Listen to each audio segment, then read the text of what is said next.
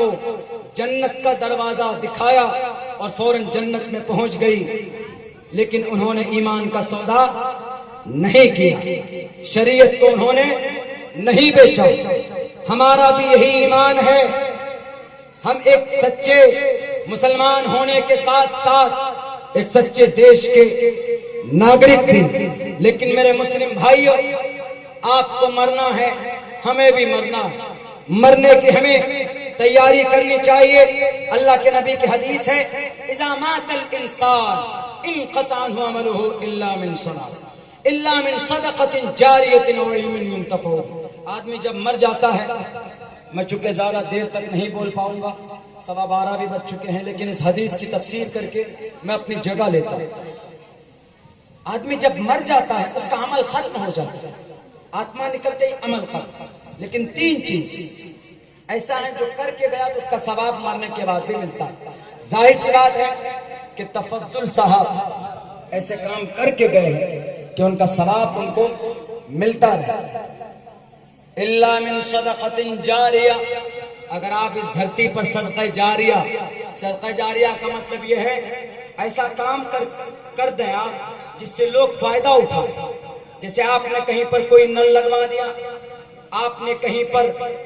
راستے میں کہیں پر کوئی دقت ہے، پریشانی ہے تو اس پریشانی کو دور کر دی۔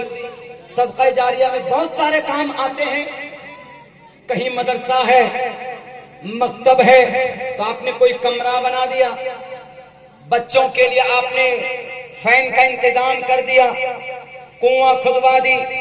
کنویں کا زمانہ رہا نہیں، گرمی کا موسم ہے، ٹوٹی ٹنکی سیٹ اپ کر دیا، آپ نے فریز لگوا دیا، صدقہ جاریہ ہے۔ میں نے لگایا، میں مر گیا،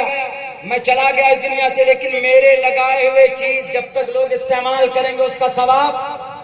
ملتا رہے گا، ڈیفینیٹلی ملتا رہے گا۔ یہ میرا کلام یا کسی نیتا کا جملہ نہیں ہے کہ جھوٹ ہو جائے گا، بلکہ اللہ کے نبی کی حدیث ہے۔ ابو داؤد کے اندر حضرت ہریرہ رضی اللہ تعالیٰ عنہ نے روایت کی، اذا مات الانسان، آدمی جب مر جاتا، انقطع عنہ عملہ، اس کا عمل اس سے ڈسکنیکٹ ہو جاتا، الا من ثلاثہ، 3 چیز، صدقہ جاریہ،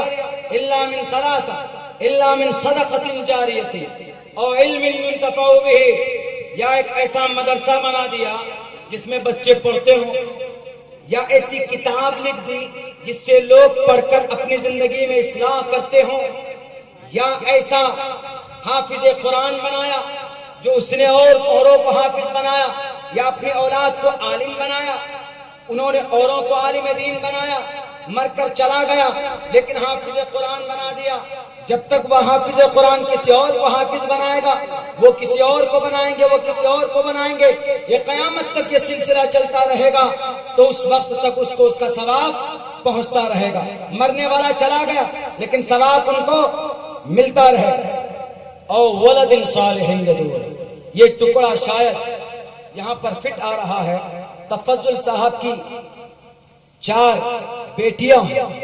انہوں نے یہ جلسہ منعقد کیا، اس جلسے میں بہت سی دینی باتیں ہو رہی، ممکن ہے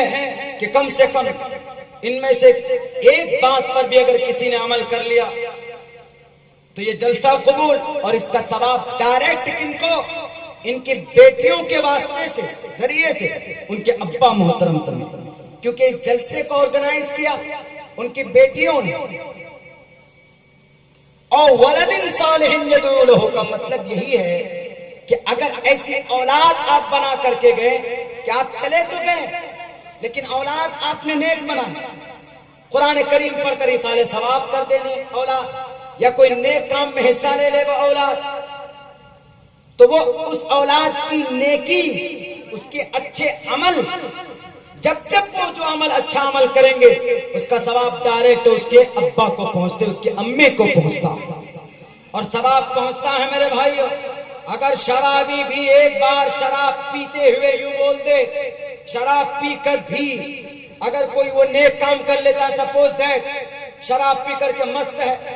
نشے میں دھت ہے، لیکن اگر اس نے سورہ فاتحہ پڑھ کر یا کوئی نیک کام کر لیا اس نے، یا نشے کی حالت میں لیتا، شرابی ہے، لیکن اگر اس نے سورہ فاتحہ پڑھ کر یا کوئی نیک کام کر لیا اس نے، یا نشے کی حالت میں لیتا، شرابی ہے، لیکن اگر اس نے سورہ فاتحہ پڑھ کر یا کوئی نیک کام کر لیا اس نے، یا نشے کی حالت میں لیتا، شرابی ہے، لیکن اگر اس نے سورہ فاتحہ پڑھ کر یا کوئی نیک کام کر لیا اس نے، یا نشے کی حالت میں لیتا، شرابی ہے، لیکن وہ نماز کے ٹائم پہ جا کے نماز اس نے پڑھ لی، مسجد میں پاک پوتر ہو گیا، اس وقت شراب نہیں پی تھی، اس نے مسجد میں پہنچا، نماز پڑھی اور اس نے ایصال ثواب کی تفضل صاحب کے لیے. تو بہت سے لوگ بولیں گے ہاں کہاں، یہ تو شرابی ہے، اس کی ثواب تھوڑے نہ پہنچے گا. اللہ پہنچا، یہ تو شرابی آدمی. ہر آدمی کا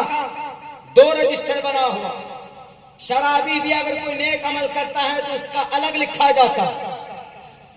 برا کام کرتا ہے اس کا الگ لکھا جاتا. ایسا تھوڑا ہی ہے، ورنہ وہ کہے گا اللہ سے کہ اللہ میں شرابی